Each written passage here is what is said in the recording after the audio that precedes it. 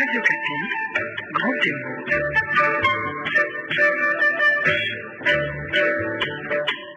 Avec le même plaisir pour le même devoir, Grand Témoin accueille aujourd'hui Adam Bombole Intole, député national, membre du mouvement de libération du Congo MLC et opérateur économique.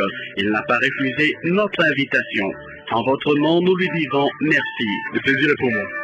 Vous ne le connaissez peut-être pas, mais Adam Bombole a été et continue à être immortalisé dans plusieurs chansons des musiciens congolais. Nous en parlerons aussi dans la seconde partie de cette émission. Mais avant tout, allons à la connaissance de l'homme. Adam Bombole, en mars dernier, vous avez totalisé 50 ans. Vous êtes père de famille, combien d'enfants? 13 enfants, dont 9 en charge jusqu'à aujourd'hui. Oui, je suis grand-père 5 fois. Ah, déjà? Oui, effectivement. Si jeune. Vous vous êtes marié très tôt, hein? Oui, j'avais déjà eu ma première fille à l'âge de 20 ans. Donc, comme je totalise aujourd'hui 50 ans, ma fille va avoir bientôt 30 ans au mois d'octobre. Vous êtes né à Mbandaka, dans la province de l'Équateur, et c'est là aussi que vous avez étudié, hein? La grande partie des études, oui, je les ai faites à Mbandaka, disons les études primaires et secondaires aussi. Dans quelle école? Les études primaires à l'école officielle ex-STA, pour ceux qui connaissent Mbandaka, et les humanités littéraires au collège Sacré-Cœur, qui s'appelle aujourd'hui collège Songa Alianza. Vous avez aussi fait des études supérieures au pays? Effectivement, je suis licencié en économie. J'ai étudié au campus universitaire de Kinshasa, lorsque ça faisait encore Nazari. Pouvez-vous nous citer quelques collègues de promotion dont vous avez encore les noms à l'esprit?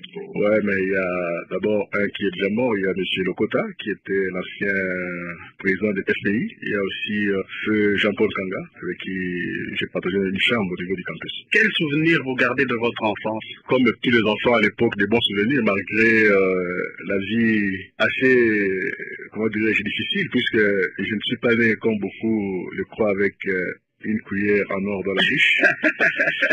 J'ai eu à subir aussi quelques aléas contraignants de la vie, puisque je suis élevé par mon grand-père, qui était chômeur à l'époque. Disons que c'est sa femme qui faisait fonctionner les ménages.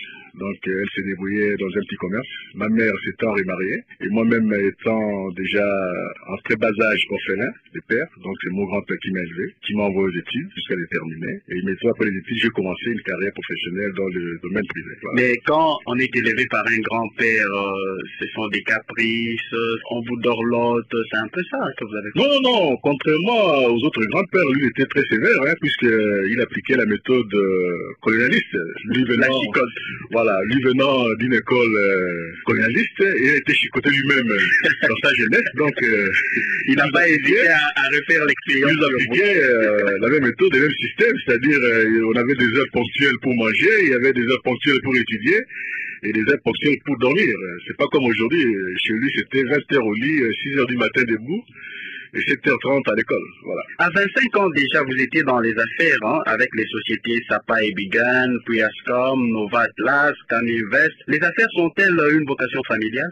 Non, c'est pas familial. Disons que j'ai commencé d'abord par prester comme employé. J'ai eu la chance d'être engagé très tôt dans un domaine des importations par un monsieur qui s'appelait Octay Turegin, puisque lui aussi il est mort. C'est lui qui fut mon premier employeur. Lui, il était associé à la société Sapa à l'époque pour la relance et associé aussi à la société Bigan. Et là, j'ai commencé directement comme agent chargé des importations, ensuite directeur des importations et enfin directeur assistant du PDG.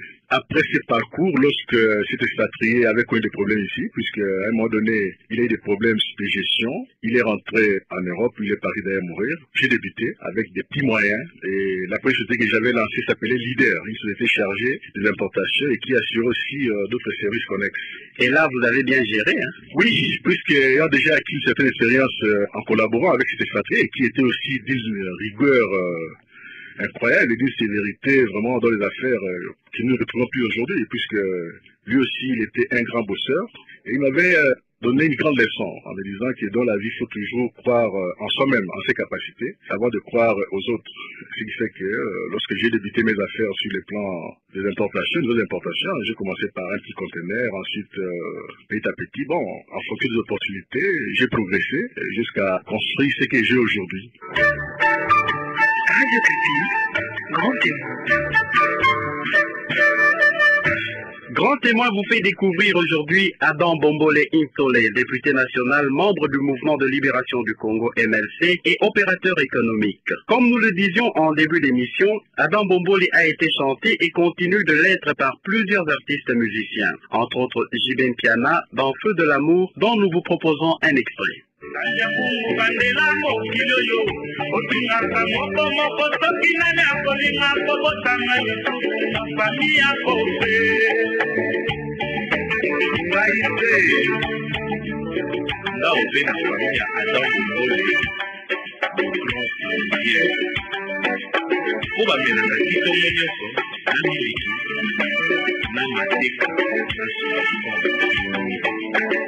Adam Bombole, vous sembliez un peu embarrassé. Pourquoi Jibin Piana vous appelle-t-il le grand saoudien? Vous êtes ami? Oui, disons que j'étais en son temps au début de la constitution de l'orchestre Wenge. Donc Wenge était constitué à Bandal, et à l'époque j'habitais Bandal aussi, donc je connais pratiquement tous les musiciens de Wenge. Et je crois parmi eux, c'est JB qui est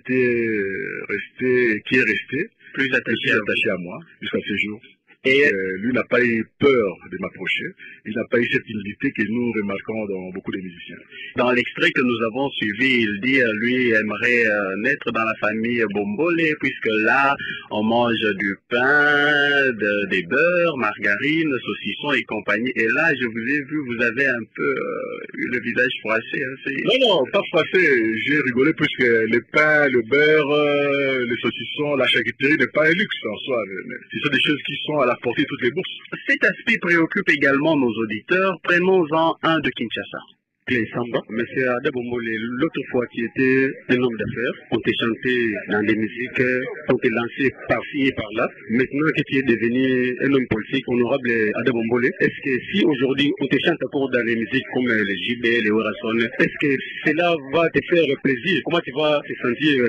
Réponse à Adam Bombole. Je n'en rougis pas, ça me fait toujours plaisir puisque Adam Bombole est député, il vient de la masse, député, il reste toujours près de la masse, il ne va pas prendre, comment dirais-je, de la hauteur puisqu'il est député aujourd'hui. C'est d'abord la population qui m'a élu et je crois que les musiciens aussi contribuent, donc beaucoup en ce qui concerne l'épanouissement de la société, donc il n'y a pas à rougir sur ce plan. Peut-être pour un peu plus de précision à cet auditeur, c'est vous qui demandez que les musiciens vous lancent dans leurs chansons ou c'est eux qui vous sollicitent? Non, j'ai jamais rien demandé à un musicien. Je crois que c'est une façon pour eux de me remercier de tout ce que j'ai fait pour les musiciens et pour beaucoup de Congolais. Certaines personnes vous accusent d'entêter les enfants en rupture familiale, communément appelés chégués, en leur distribuant de l'argent. Non, j'essaie avec mes petits moyens de les encadrer, puisque contrairement à ce que les gens croient, contrairement à l'opinion répandue par une certaine catégorie des gens, les chégués ne sont pas dans la rue par plaisir.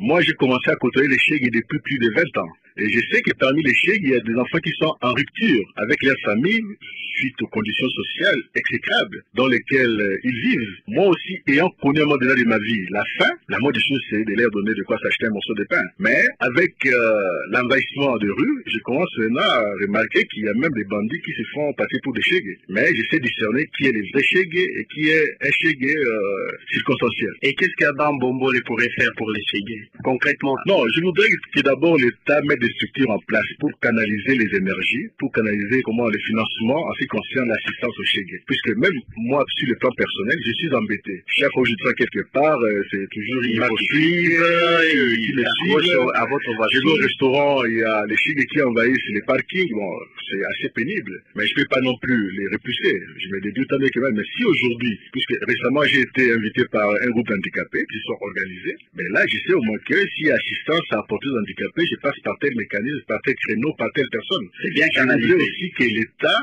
songe à définir des structures pour aider les chégués. Et à ce moment-là, tous ceux qui sont animés de bonne volonté, tous ceux qui ont des moyens pour assister, il ne faut pas oublier, ce sont nos enfants. Nous ne devons pas les laisser en permanence dans la rue. Il faut un jour que l'État, que les pouvoirs publics trouvent des mécanismes pour les encadrer. Et je crois que ces mécanismes, si à volonté, c'est facile à trouver. Quittons ces studios de Radio Okapi, nous allons retrouver Pamela Amunazo. Elle s'est rendue à l'Assemblée nationale où elle a tenté d'observer l'honorable Adam Bombole au cours d'une plénière suivante. Nous sommes dans la salle de congrès du Palais du Peuple où se tient la plénière de ce jour. Les députés sont en train d'arriver. Il est aisé d'observer des accolades par-ci, des rires par-là. L'ambiance est bon enfant. Bien avant l'ouverture de la séance, l'honorable Ada Bombole vient de faire son entrée, entouré d'au moins 3 personnes. Comme d'habitude, il signe la présence, serre des mains, s'entretient un moment avec l'honorable Gilbert Kekwama, lance une blague à l'honorable Françoise Milolo qui éclate de rire. Il va s'asseoir à la première table située à l'extrême gauche du président de l'Assemblée nationale. Il a pris place aux côtés de l'honorable Delis Sissanga. Il le salue, déballe ses notes et place sur la table pendant qu'il s'entretient avec ce dernier. Lorsqu'on annonce l'entrée du bureau de l'Assemblée nationale, par respect comme tous les députés, l'honorable Bombole se lève. Vital Kamere, président de l'Assemblée nationale, vient d'ouvrir la séance.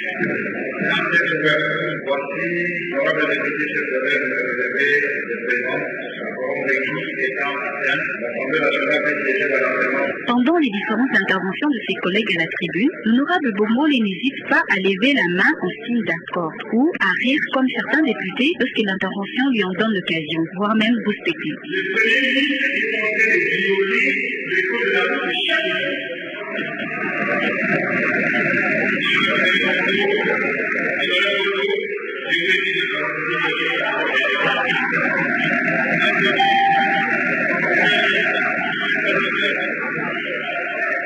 La prenant un moment à côté, l'honorable Françoise Milolo, qui semble si bien connaître l'honorable Adam Bombole, tente de nous parler de l'homme Adam Bombole. L'honorable Adam Bombole, que je connais bien avant qu'il ne soit honorable, pour moi est un grand frère, mais un grand bien gentil, parce qu'il nous considère toujours comme ses petites sœurs, et un très bon blagueur. À la question de savoir ce que l'on peut reprocher à Adam Bombole, Françoise Milolo s'explique. La seule critique que j'ai entendu les gens faire à son sujet, c'est qu'il doit plus aller vers la population. L'honorable Adam est l'homme du peuple, mais il y a encore des gens qui aimeraient s'approcher de lui, mais qui ont toujours difficile à le voir. Enfin, nous lui demandons si elle a un conseil fraternel à prodiguer à son aîné et collègue Ada Bombole. Elle s'y prête cordialement. Il ne faudrait pas qu'il ait des limites, il faudrait qu'il approche le peuple, celui-là même qui ne fait pas venir vers lui, mais que lui aille vers eux. Et je crois comme déjà il est accepté par la population, ce serait un bon atout pour lui, j'espère qu'il ne va pas baisser les voix, par rapport aux prochaines élections pour devenir gouverneur. Nous quittons la salle de congrès avant la fin de cette plénière, laissant les honorables députés poursuivre leur débat.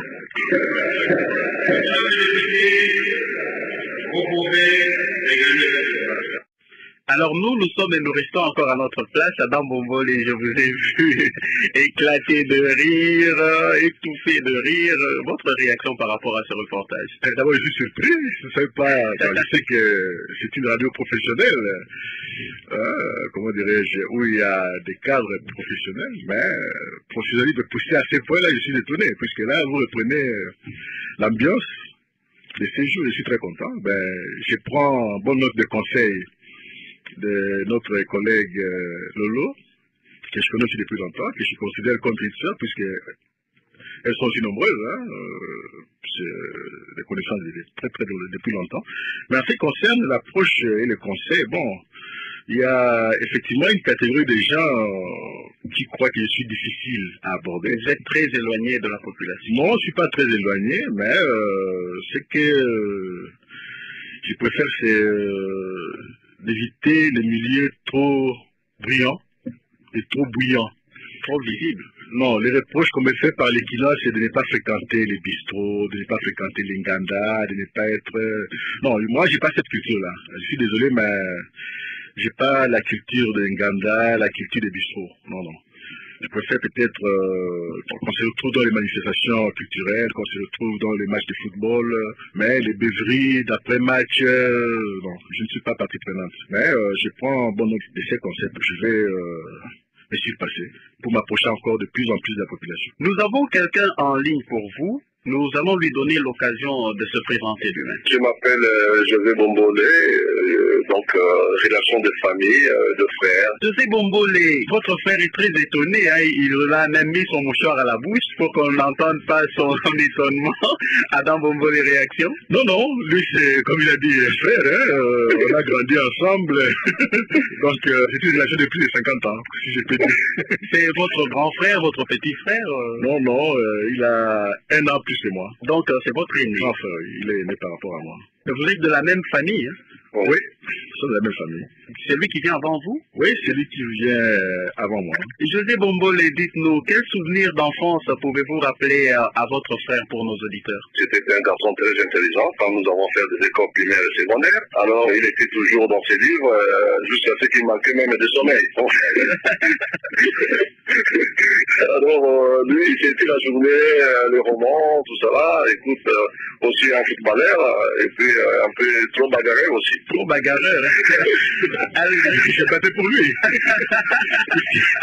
Les gars provocateurs étaient lui, moi je me battais pour lui. Lui provoquait les gens et c'est moi qui assurais la défense. C'est vrai.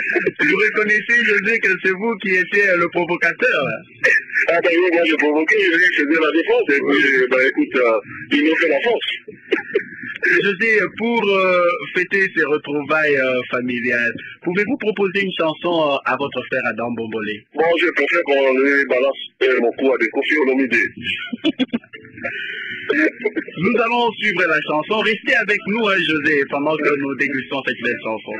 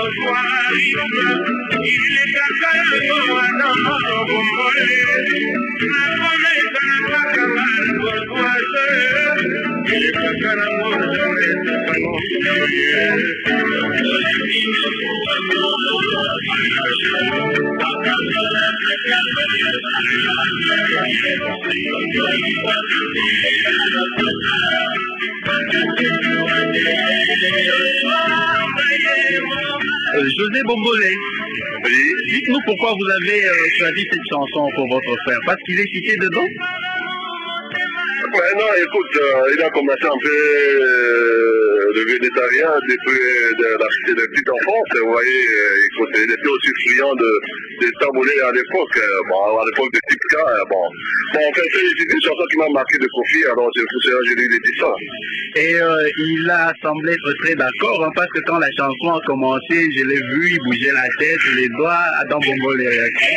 Oh ouais, c'est une très belle chanson avec une belle mélodie, assez profonde, puisque cette chanson me rappelle aussi des bons souvenirs et aussi un passage assez délicat de votre vie.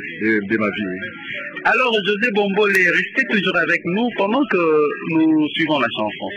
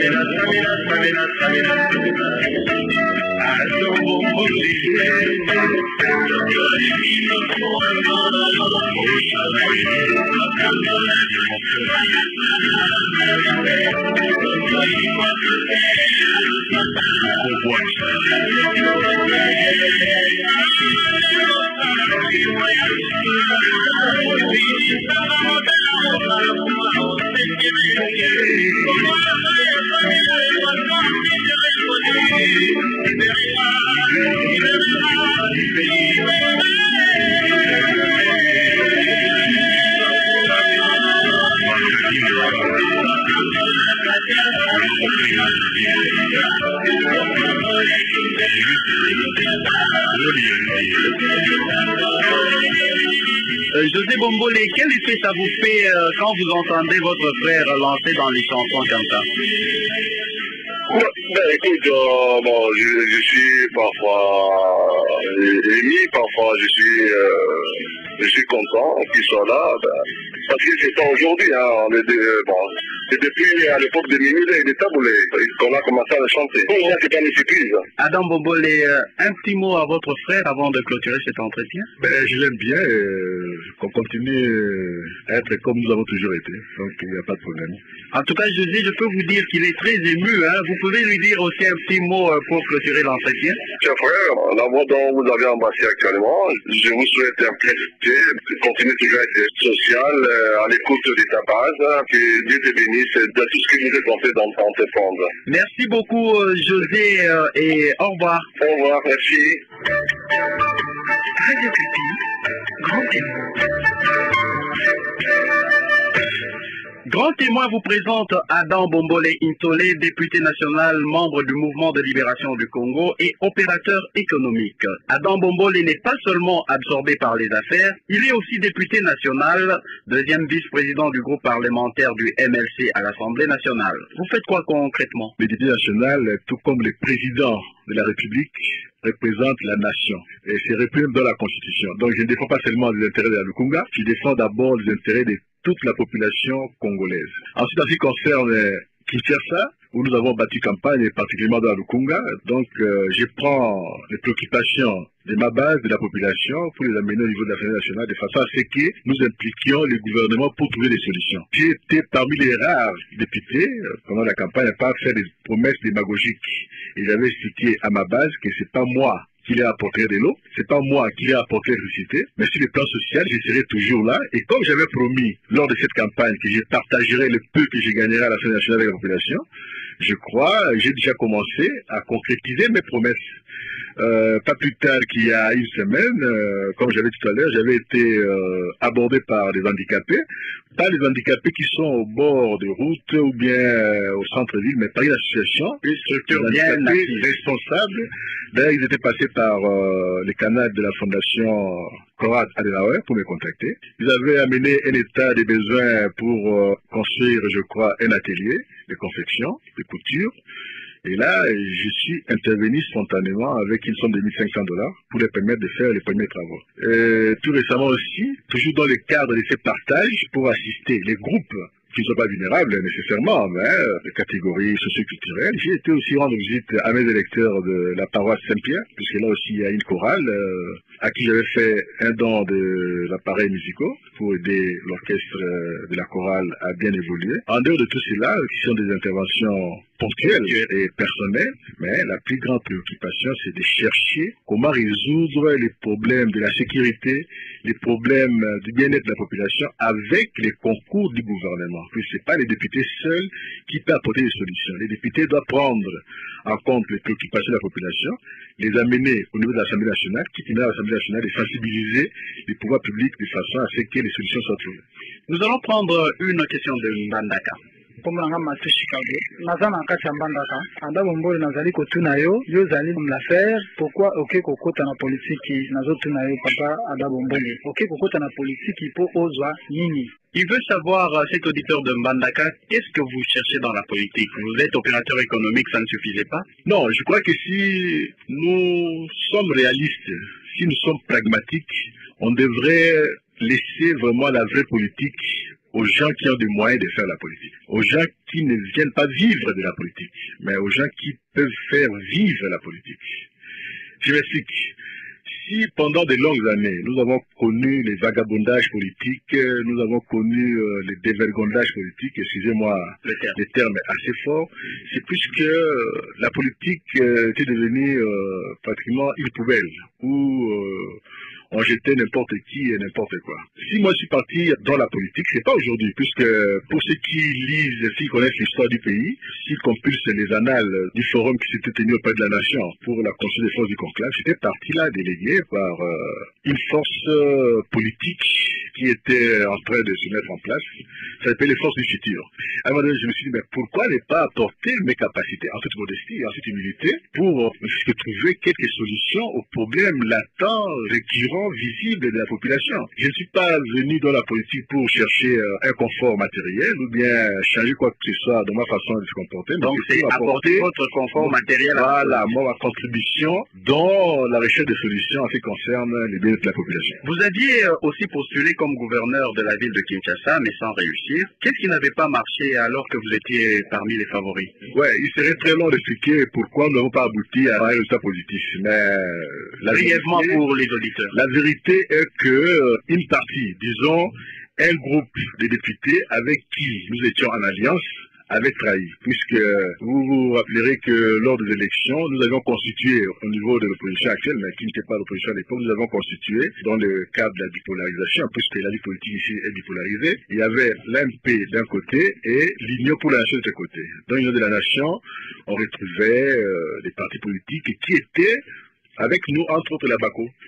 Et l'MLC ayant déjà une majorité relative avec 22 députés, nous avions fait alliance avec la BACO, qui avait 3 députés, plus des autres députés, des partis faisant, étant, comment dirais-je, dans le cadre de la nation. Mais lors des élections, pour des besoins, je ne sais pas, certains parlaient de pression politique, d'autres parlaient de corruption. Bon, les députés de la BACO, qui s'étaient fait élire, s'il vous plaît, avec les sigles de la fourmi, puisque la fourmi, les sigles du MLC, avaient été utilisés par tous les partis pour la nation, qui s'étaient fait élire sous cette casquette-là, ont préféré trahir. Ce qui fait que lors des élections, nous avons eu 22 voix de membres de députés MLC contre 26 à l'actuel occupant de l'hôtel de ville. Et ce qui a fait que vous n'avez pas réussi. Oui, voilà, ce qui a fait que nous n'avons pas réussi, mais ces élections, comme cela a été reconnu par toute la communauté, tant internationale que nationale, avaient été entachées de beaucoup d'illégalités relativement à ce qui concerne la corruption,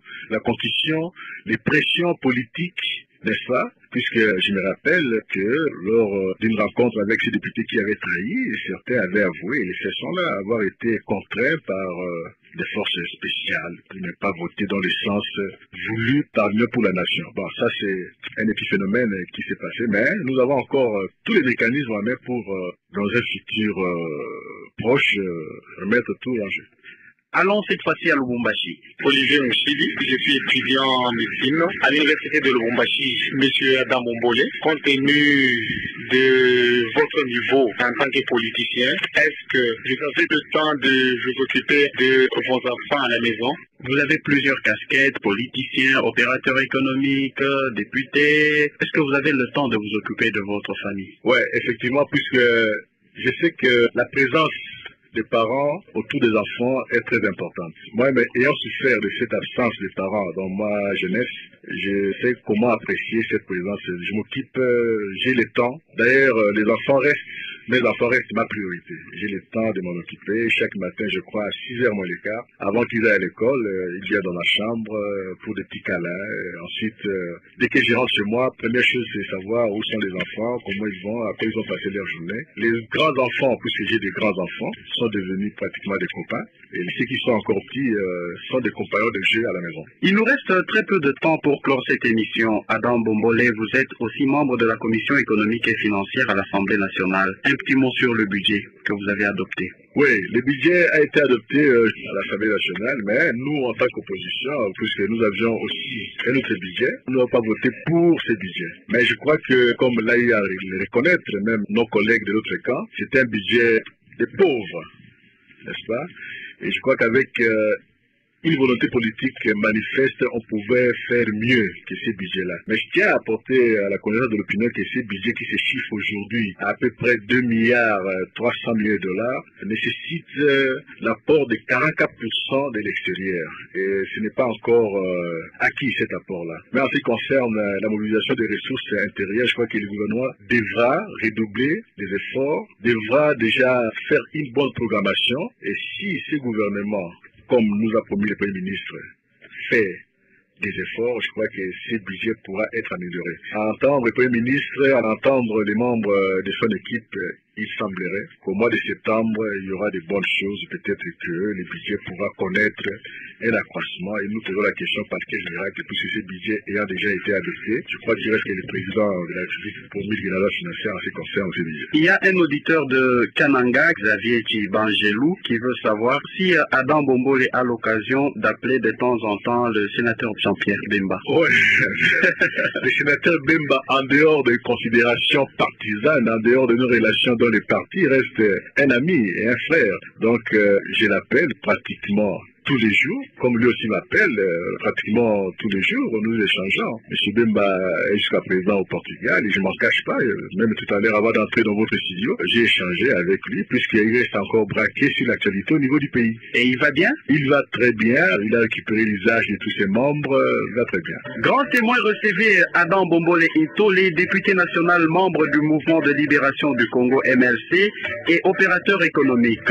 Nous lui disons merci de nous avoir accordé de son temps pour vous. Bonne suite de programme sur Radio Okapi.